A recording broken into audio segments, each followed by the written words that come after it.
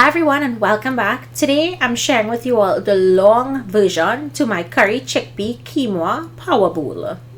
I uploaded the shorter version on shorts and here I am with the detailed recipe. So to a pan on medium heat, add oil and add in whole cumin or jeera seeds. Now we're going to allow this to toast lightly. You do not want to burn the seeds. I'm also adding in a few curry leaves, which are totally optional.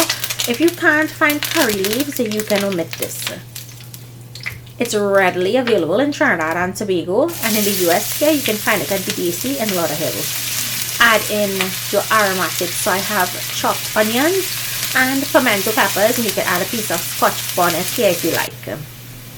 Once it starts to turn slight brown on the edges, go in with your minced garlic and allow that to cook until it's light brown. Do not burn the garlic.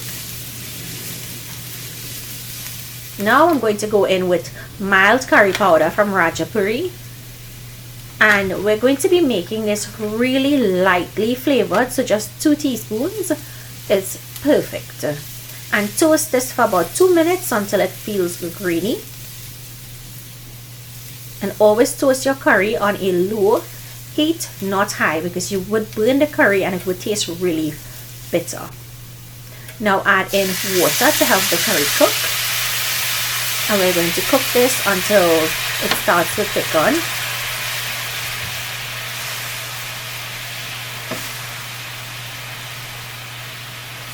Now for some additional flavor, we're going to add in our coconut milk powder here.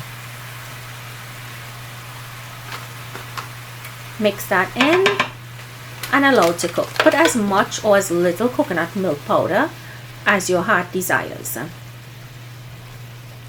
And remember guys, if you're on Instagram, you can DM me any of your questions. So you'd want to follow me there. I'm on TikTok and I'm on YouTube and Facebook.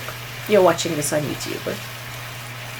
So once it looks like this and you can see how much of the liquid has dried out, we're going to add in the rest of our ingredients. So I'm using pre-cooked chickpea or chana here. You can even use 1 can of chana if you like, or chickpea. You want to rinse that out really well and add it to the curry. Now I let that fry up for about a few seconds, and then I'll add in the quinoa that's already cooked. I'm going in with chopped tomatoes, cooked broccoli and cooked carrots that were steamed separately, salt, pepper, all-purpose seasoning, and give it a good mix. You just want to mix it to bring it together and make sure all of the flavors combine. And then it's time to be enjoyed. Serve.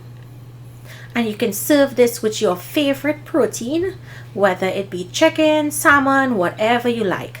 On its own, it's a really great vegetarian menu. So try this, let me know what you think, and I'll see you in my next video. Please remember to like and subscribe.